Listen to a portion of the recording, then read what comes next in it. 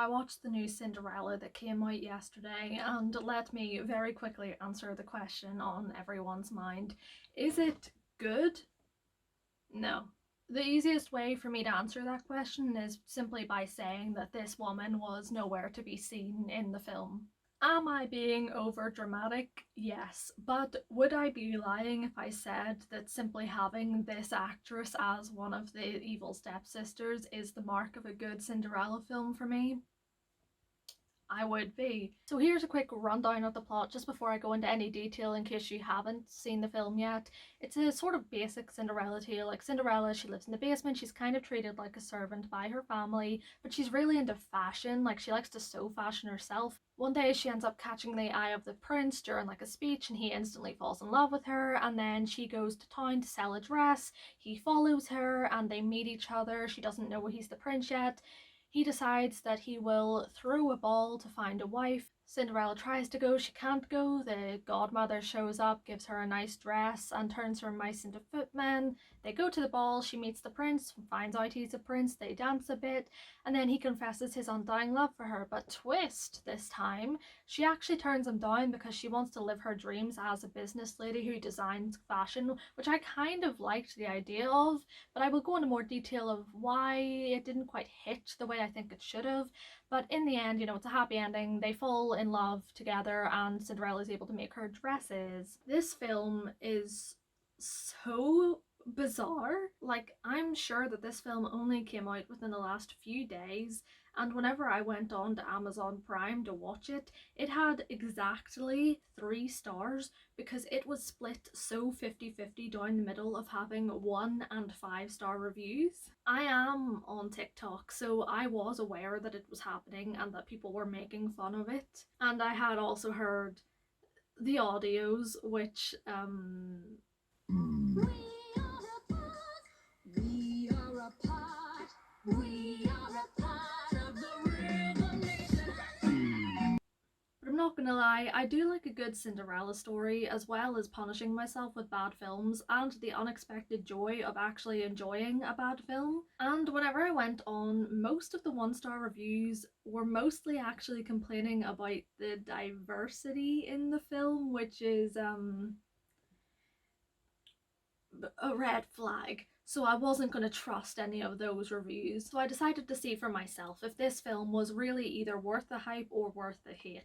So in this review, I guess, I would like to talk about 4 things specifically. The music, because it is a musical, the casting, the characterization, and the plot. Let's start with the music because the movie opens with a song. This is a jukebox musical, which, if you don't know the difference between different types of musicals, basically means that while it may have a couple of original songs, it's mostly based off songs that have already been released. I'm not gonna lie, jukebox musicals are in fact my least favourite form of musical, and I will tell you for why. It's because the songs fall into one of 2 categories, and that is either that they are not really applicable to the situation. Like, there might be a couple of lines here and there in the song that sort of reflect what's happening, but the rest of it's just like a generic song that doesn't quite fit. Or it's just so specifically on the money that it seems like they wrote the scene around the song, which is weird because it's not a song that was written for the film. One prime example of this on the nose song choice was Idina Menzel performing Material Girl. Am I gonna lie and say that I didn't enjoy hearing our queen, the musical theatre queen, Idina Menzel, performing Madonna's Material Girl? I'm not gonna lie, I enjoyed it, but do I think that it was very weirdly staged to the point of being like the most literal set design that I have ever seen in a film? The set design problem comes in the fact that not only is the song titled Material Girl, but it's about being material and putting material wealth above all others, including love. Now, where did they sing this song?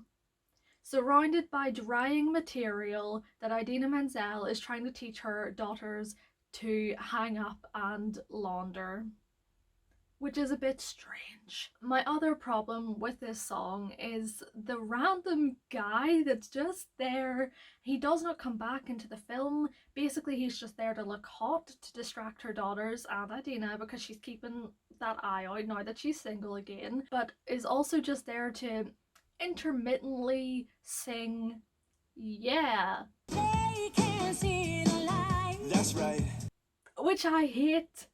This is something that jukebox musicals can bother me with if the song is just literally taken and put in the musical instead of being like adapted, because a lot of the times a musical theatre song is written to reflect what the character is thinking and or doing, and it's usually written to match the amount of people on stage. But a lot of pop songs, they have like layers. You can harmonize, you can add little riffs, but it's hard to put that in a musical. So they just felt the need to add this dude in. I hate whenever they do like the weird moans and groans and hums and riffs that people do in pop songs in musical, because it doesn't work. It just sounds weird. Why would you just suddenly start like harmonizing with yourself? Oh god, harmonizing with yourself. There's actually a scene. There's one song that Camila Cabello, who plays Cinderella, sings, and it's at one point she starts harmonizing with herself because she is standing against like one of the worst looking split screens that I've seen in a while, singing to her like idealized future version of herself about her dreams and how she wants to open up a shop and make her dreams come true. But it really looks it looks really bad is the problem. It looks really bad. It distracts you from the song. I saw someone on TikTok, they called it like a budget Princess and the Pauper scene, you know, where like Annalise is singing to Erica. It looks like that, but like 1,000 times worse. Most of the songs were fine. If you like jukebox musicals, it's not really gonna bother you. They were okay. They could have chosen worse songs, and all of the actors could sing pretty well. The sound mixing was fine, except in the Spotify release version of Rhythm Nation, where for some reason they just forgot to harmonize the stepsisters singing, and everyone's making fun of it because it sounds awful, even though the singers aren't that bad. Most of the songs were like generic upbeat pop songs that I don't mind because I listen to pretty much any type of music that interests me, and a lot of that does involve like random pop songs I hear on the radio, but like it just felt very weird. Like they were aiming it like at the teens. They were like, this is a musical Gen Z can enjoy because they're singing Ed Sheeran. The weirdest song and the weirdest choice was the prince at one point sings, "Can anybody find me someone to love?" which is not the official title, but I'm just explaining it in more detail. I think that was a bold choice because that song is very, very famous from Ella Enchanted. I don't think this was a coincidence. Like a lot of the movie does make references to other versions of Cinderella movies. Ella Enchanted is one of them. They even have her godmother, not her fairy godmother, her servant, the lady that was friends with her mum, her nanny. She plays the queen in this version. They chose to put somebody to love in there, which is bold because it was so good in Ella Enchanted. It's a scene that everyone remembers, and I think it also worked because it was like not a musical, that film. It was just like a random song thrown in, and it was just an iconic scene. But they decided to put this one in, and the prince sings it this time. I think it's just after he's met Cinderella and he's like blown back by her attitude and her beauty, and he's instantly fallen in love with her despite the fact 5 minutes ago he said he does not want to get married. So here's the things that I liked about the song. The prince sounded fine, and the choir was a cool idea to add all the harmonies, and I liked their presence, I suppose. Here's the thing I did not like about the song. The prince went on like 30-second riffs. Like at one point he's just riffing for like a solid minute, it felt like, and it's near the end of the song, and it's really hard to enjoy a song and not get distracted at the scene that I'm watching, which is supposed to be the king making a speech and the prince standing there, you know, like looking out at the people whenever he's busy like love. better than that because he can sing, but that's what it felt like to me, which kind of took me out of the immersion of the film. So that's mostly my thoughts on the music in it. Most of it was kind of like just generic random songs that more or less fit the situation. None of them were any covers I particularly enjoyed more than I would have ever enjoyed the original, but pretty much everyone can sing decently well. I'm not gonna lie, the opening song where they sing Rhythm Nation in a situation that doesn't even really make sense, and parts of it don't sound great, has been stuck in my head for the last 2 or 3 days since I first heard the audio, so maybe that is saying something good about it. But overall the music is like fine. Idina Menzel obviously carries, she's got great vocals even though these aren't her usual songs. Pretty much everyone else is fine at singing. I couldn't tell you which songs were their original songs. I've forgotten most of them, so they're not like anything new, but they're okay. My second discussion will be about the casting of the film. I could not tell you the name of a single actor in this film other than Idina Menzel and then like all the British comedians that are just playing random side characters for some reason. I know Camila Cabello plays Cinderella, but I could tell you next to nothing about her as a person other than I think she sings Havana. Was she in Fifth Harmony? So I don't necessarily know anything about them, but I have sort of picked up that Camila Cabello may be in some sort of drama, which is a bold choice for your Disney remake. I think the weirdest part in casting was oh no, there was that one dude, he's a famous actor, he played the king, he was in Mamma Mia. I want to say Pierce Brosnan, but that's definitely not the right name, is it? Okay, it is Pierce Brosnan. I was thinking of Piers Morgan, who's definitely not in the film. They were very unusually acted. I assume it was an acting slash directing choice, but the royal family were like so over exaggerated. Pretty much every character in the movie is over exaggerated, so I do think it was a directing choice because like this is not a serious movie. They're not trying to make like a dramatic piece of art here. It's not Ever After, which I will tell you right now is my favorite Cinderella story and is definitely worth a watch, and it's on Disney Plus if you have not seen it. They were making like a fun campy film. They weren't trying to make it serious, and it is aimed at kids, so it's not necessarily supposed to be like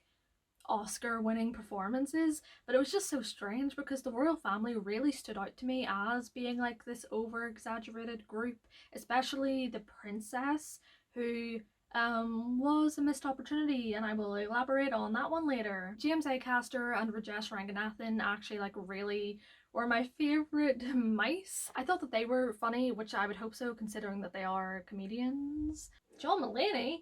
When was John Mulaney in this film? Rob Beckett. Rob Beckett played the guy that was in love with Ella and wanted to marry her, like the creepy dude. I would say that their comedy definitely felt the most natural. Maybe that's just like me because that's the comedy I grew up watching on TV, and to an American viewer it might be different. Maybe like they really enjoyed Camilla's like jokes, and so I thought that they were the funniest part of the film, and the rest of the jokes did not land with me personally, but like other people might enjoy them, so guess it depends on your style of comedy if you actually think this is a funny movie or not. And can I also just say that Billy Porter played a pretty good fairy godmother. I'm not sure. Did Billy ever say their name? The fairy godmother was like in one scene, which I felt like was a huge underutilization of the fun drama of having a fairy godmother played by Billy Porter. I know that the fairy godmother wasn't exactly a main character in the original Cinderella tale, but you could have added a couple of extra scenes, maybe. And also something that I didn't necessarily want to point out, but I will point out anyway because I like the drama of it, is that out of this movie, the background is very diverse. Like that guy that gave it the 1-star review noticed it obviously, but the background is really diverse, and I love that because I love the idea of just going like, I don't want to make this historically accurate, I'm going to make it modern in the sense of everyone is like equal and it doesn't really matter what like race or gender you are and all that stuff. I really enjoyed the stuff like that whenever they do it properly. But it was weird that the background was so diverse. But out of the main cast, we had Billy Porter and Ramesh, who was a mouse for most of the film. And then we had Queen Tatiana, who was only in 2 scenes, who was also only there to serve as a way for Cinderella to reach her dreams. Camila Cabello, I think, is Cuban, but that was it. Most of those characters are in less than 5 minutes of the movie, and the rest of the characters are all white. So it seems a little bit strange that we're focusing on so many white characters in such a diverse city of people, you know?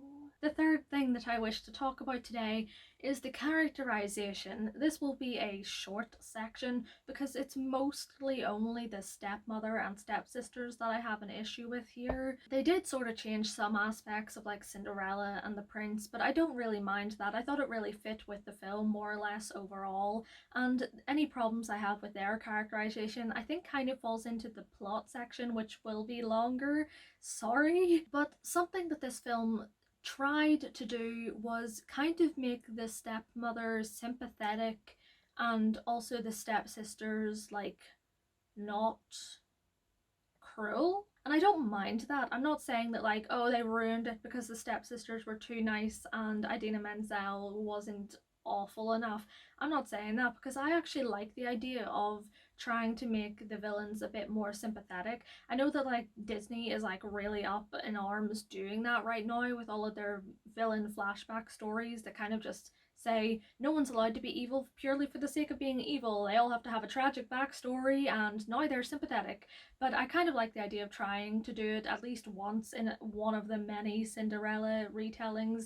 Like maybe it was just miscommunication. I kind of liked how in Ever After it was implied that the reason her stepmother was like kind of hated her was because she was so loved by the dad, who never really quite loved the stepmother that way, even though she craved it. And I think she looked an awful lot like him as well, and so it was kind of like that, which sort of like led them apart. And also she was like an awful person. But this film didn't really do it well. I know it's aimed at kids, but I feel like a lot of time Hollywood doesn't really get that kids are smarter than you think. I feel like they always just underestimate it and try and make it like as obvious as possible, and it just didn't quite work for me, because there were some scenes where the stepmother was mean. Like she threw her ink at Cinderella's dress to ruin it so that she couldn't come to the ball, and like practically sold her off to the first wealthy guy that proposed to her.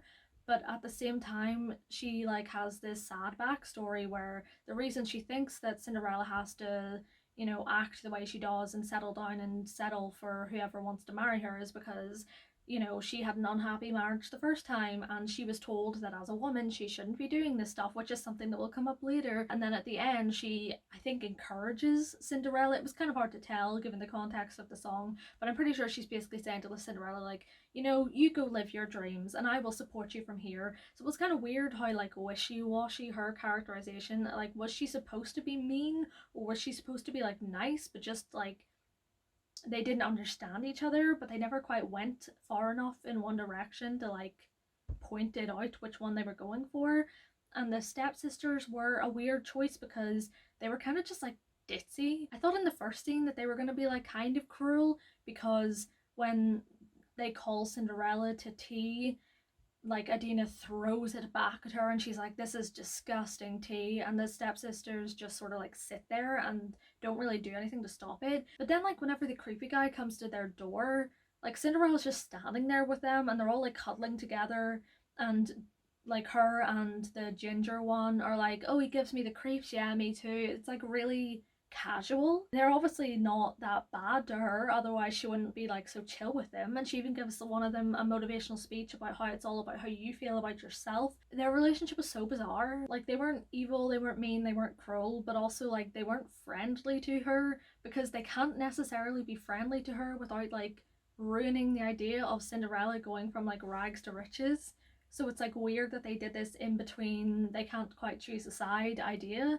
But I do like the idea of always having like at least one of them that's a little bit nicer to her, like in Ever After, where there's one stepsister that's nicer. Seriously, please go watch Ever After. But yeah, it was okay, but like it didn't need to make sense because it's already got enough in the film as it is, and it is for kids, but like it just didn't seem like they'd really thought it through and done it consistently. And I kind of just wish they decided properly like which direction they wanted to go with the stepmother and stepsisters, if they were going to be mean or if they were going to be like just misunderstood and actually like grow on Cinderella or whatever throughout the film, because it just didn't really go either way. And my final discussion today will be the plot. So I talked about the plot in general earlier, like in my brief description. There's just one thing that really bothered me about the plot.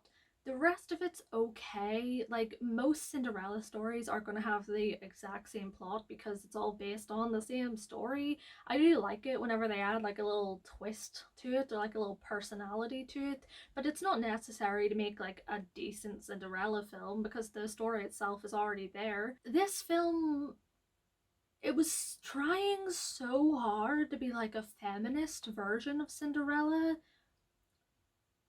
but it failed in discussing feminism at all. The whole like modernized twist of this story is that Cinderella turns down the prince because she would rather follow her dreams. She's like, I don't want to be sitting in a box being a queen any more than I want to be a peasant living underground. I want to go out to the world, see the world, live my dreams and design clothes. One thing I did like about that scene was simply the fact that she said, I choose me. But this film like touches on the fact that there's a lot of inequality where they live, and in fact it's actually kind of like ruined the lives of every single woman in the movie. Like Cinderella wants to follow her dream and be a fashion designer, but she's not allowed to open a business because she's a woman and women can't own businesses. Stepsisters kind of seem like they want to marry for love. I mean, they're interested in the idea of marrying a prince, but then again, you know, but they kind of are interested in like that random guy in the field that sings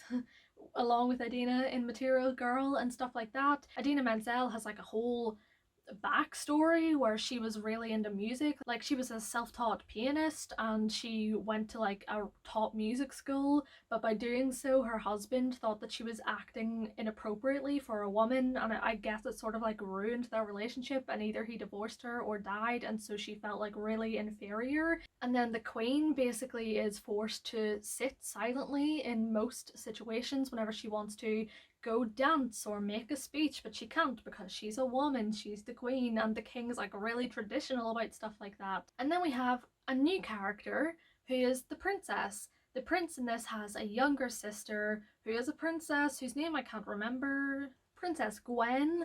Princess Gwen is new in this film and she really wants to rule the land. She has all these really interesting ideas on how to like change the country. She wants to introduce like green power and other things that I kind of zoned out of because I don't understand politics, but like she's interested in politics, she's interested in improving the lives of the people and trying these new experimental things that a traditional king like her dad wouldn't do. But she's constantly told like to shut up and leave the room and that she won't get the crown because she's a girl. So like it's a heavy theme throughout the movie that there is sexism heavily rooted in every single aspect of this world. And they just like don't do anything about it. Like they kind of do, but they don't actually solve anything. Like when the prince tracks down Cinderella in the marketplace trying to sell her dress, he does have a brief conversation with her where she says that she wants to open a shop but she can't because she is a woman, and how that's unfair and like the royal family should do something about it. And he sort of does seem like he understands. Like if she wasn't a pretty young girl who had disobeyed his father like 2 days before, would he have cared? I don't think so. Idina gets almost no closure. Like she just sings like encouraging words at Cinderella at the end of the film, which I guess is supposed to say that she's like healed from her past. And Gwen does get the crown at the end, like spoilers if you haven't guessed from this. But the prince abdicates the throne because he says he would rather have Cinderella than the crown, and like he wasn't necessarily interested in it. But that's a lie, because I'm 100% sure that earlier in the film he says like, I've always wanted to be king to his dad whenever his dad threatens to hand it to his sister, even though, you know, the dad would never do that willingly at the start of the film. So like it's weird that all of a sudden he's like, well, I've known you for 2 days and you're pretty attractive, so like I will give up the throne for you. Gwen ends up getting the crown and she's thrilled because she's actually a competent leader, and you can tell that they're in good hands because at least she knows sort of what she wants to do with the place. But like it just seemed really hollow. Like they never address it. Like they do close out the individual arcs, like Gwen gets the crown and Cinderella gets to follow her dreams as a fashion designer, but like it seems like they just went for the base level, whenever if they'd actually gone into depth, even for a kids film, because kids films are allowed to actually have mature and interesting themes in them, this could have been really interesting. Like if they'd actually just delved into the idea that sexism is deeply embedded in this culture and trying to undo it through Cinderella having a dream and knowing the prince, that could have been really interesting. But they decided to just be like, nah, nah, nah, it's all fixed in the end because they all got told off once by a girl and now they've all changed their minds and everything is solved. It just sounded like it wasn't good. Like it wasn't a good ending and it felt a bit too hollow to actually mean anything. And so considering it's supposed to be this like modern feminist retelling, it just didn't do that. I've been talking for like 55 minutes and it's all been quite negative. So I will actually go into some of the positives, being I liked the fact that they cast all those random British comedians. I thought that was fun. Some of the songs weren't too bad. Some of them, like Material Girl, I would probably listen to again and just like block out the random guy singing in the background sometimes. The costuming was fantastic. Was it historically accurate? No, it wasn't, because one of my interests is historical female fashion, specifically from about 1790 to about 1950. So considering I have no idea in which period of time this falls into, because none of it was accurate. There was nothing accurate about any historical costuming in this film, either from that period or before it, and everyone was wearing a different, like, time inspired piece. But I still liked it. Like, they weren't trying to go for historical accuracy, obviously, you can tell that. Like, they did sort of include, like, the sexism that women would face, like, any time before 1995, and maybe even today, but it wasn't supposed to be set in a historical time period. It's kind of like Ella Enchanted that way. Like Ella Enchanted's vaguely medieval, but like it's not medieval. So whenever you take out the fact that there was no consistency in the costuming, you can actually appreciate that pretty much every single costume that everyone had on was fantastic. Like they were all really individual and unique and colourful and actually really interesting to look at. So I feel like that's where a lot of the budget went, especially because there were so many background actors and everything. So I'm just going to assume that they just filed money into the costuming department for this film, and whatever was left over went to like everything else. I think that everyone who worked on the film did like a good job, from the cast to the crew and everything. Like this film does have flaws. I'm not going to say it's perfect, obviously, because you've watched the rest of the video I've just made. But while some mistakes were made, everyone obviously is decent at their jobs. It's pretty hard to get into making films, especially in Hollywood, so everyone here is clearly talented, but the costuming really was the standout for me, which is good considering that it is supposed to be about her finding her dreams as a fashion designer. The one dress I didn't necessarily like was actually the dress that she wears at the very end, which is like this white one-sleeved prom dress. It just seemed like weird that that was her closing outfit. I think it was meant to reflect the wedding dress that obviously Cinderella wears at the end of most tellings of it, because she usually marries the prince, but it was like not that nice. It felt like really off the rack, or like kind of like a weird copy, a weird teen version of a Panina Tournay wedding gown, because I also watched Say Yes to the Dress a lot in my time. And so my final thoughts are, I did not necessarily enjoy this film, and I don't think it's a good film, but you have to keep in mind, if you're going into this thinking it's going to be a serious version of Cinderella that's trying to be good,